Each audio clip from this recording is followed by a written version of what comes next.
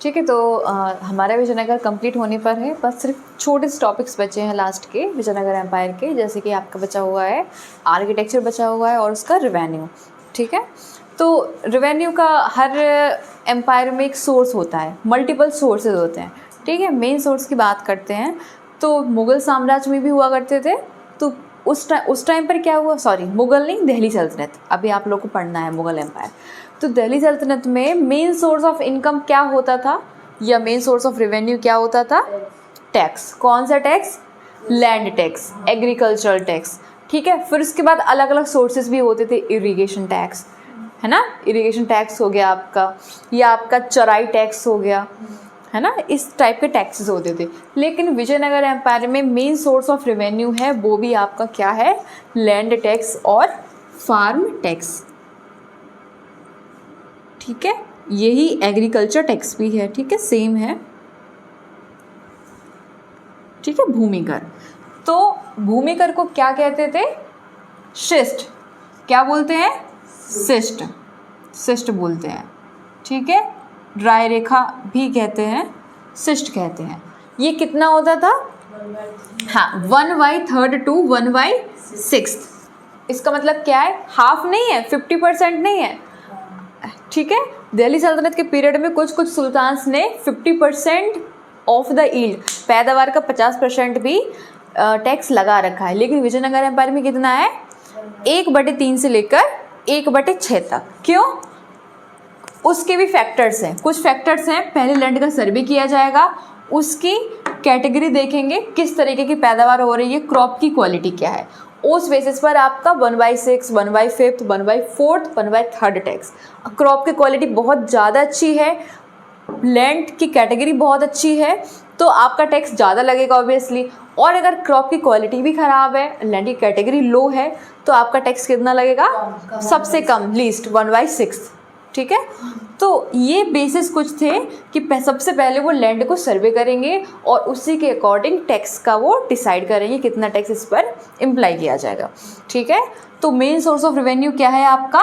Land tax, जिसे हम कहते थे शिष्ट। ओके, और जो डिपार्टमेंट था रेवेन्यू को, जो एक रेवेन्यू के लिए डिपार्टमेंट भी तो होगा क्रिएट, इन सब प्रोसेस को मैनेज करने के लिए रेवेन्यू डिपार्टमेंट का नाम क्या था? 58।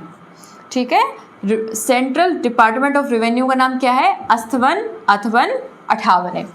ठीक है, तो ये सिंपल से बस हमें यही एक चीज़ याद रखनी है, मेन सोर्स ऑफ रेवेन्यू क्या है, डिपार्टमेंट का नाम क्या है, इतना।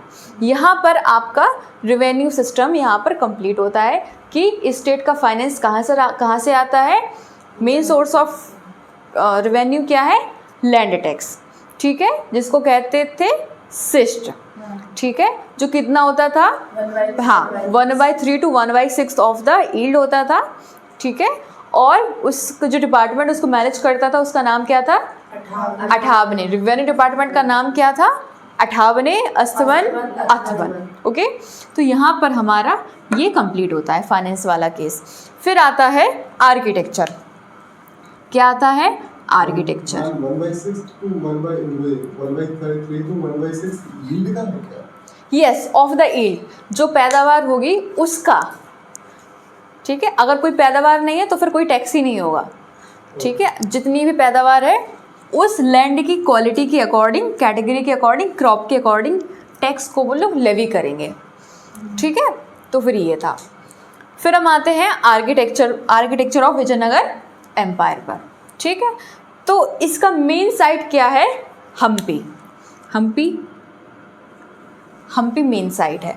तो हम्पी क्या है? हम्पी में आर्किटेक्चर बनाए गए हैं अलग अलग राजाओं के द्वारा, किंग्स के द्वारा। ठीक है, तो एक बनाया गया है विट्ठल मंदिर। पता है किसने बनाया है? ये कहाँ पर है विट्ठल मंदिर? हम्पी में। ठीक है, तो हम्पी क्या हुआ करती थी? Ancient capital of Vijayanagar empire. ठीक है, प्राचीन राजधानी हुआ करती थी विजयनगर एम्पायर की। तो विजयनगर एम्पायर में आपको मैंने बताया था किंग थे कृष्णदेव राय। ठीक है, उन्होंने कंस्ट्रक्शन करवाया था विट्ठल टेम्पल का, कृष्णदेव राया। ये वाले किंग को मैंने कृष्णदेव राय को बहुत अच्छे से एलेबोरेट किया था, रिवाइज कर लीजिएगा घर जाकर, ठीक है। विट्ठल मंदिर। फिर यहाँ पर एक और कंस्ट्रक्शन हुआ था विरूपक्ष टेम्पल, वो भी कहाँ पर है आपका, हम्पी में। किसने बनवाया था, हरिहर सेकंड, जो मैं आपको पहले बता चुकी हूँ। Virupaksha temple constructed by Harihara second, ठीक है। और यूनेस्को के द्वारा इसको, हम्पी को वर्ल्ड हेरिटेज साइट का भी दर्जा दिया गया, ठीक है, world heritage site by UNESCO. क्यों किया गया डिक्लेयर वर्ल्ड हेरिटेज साइट, क्यों, क्योंकि वर्ल्ड हेरिटेज साइट अगर यूनेस्को के द्वारा डिक्लेयर की जाती है तो उसके बहुत सारे सिग्निफिकेंस होते हैं, इंपॉर्टेंस होते हैं। क्या होते हैं, सबसे पहले क्या होगा, एक नेचुरल और कल्चरल हेरिटेज होगा, मतलब प्राकृतिक और सांस्कृतिक विरासत, ठीक है। फिर इकोनॉमिकली भी सिग्निफिकेंस है, और उससे पहले मैं बात करूंगी कंजर्वेशन और प्रिजर्वेशन। कोई भी नेचुरल आपका हेरिटेज है, कल्चरल हेरिटेज है, तो उसका कंजर्वेशन करेंगे ना। कंजर्वेशन का मतलब क्या होता है, कंजर्वेशन प्रिजर्वेशन का मीन क्या होता है, संरक्षण, ठीक है। जो हमारी जितनी भी फेमस साइट्स हैं उनका हमें क्या करना पड़ता है, संरक्षण, ठीक है। और फिर यहाँ से क्या होगा, फिर टूरिज्म होगा, तो उससे आपकी लिंक है इकोनॉमिक ग्रोथ, ठीक है। तो इसीलिए जो sites world heritage site declare की जाती हैं यूनेस्को द्वारा, तो उनकी सिग्निफिकेंस काफ़ी होती है, ठीक है।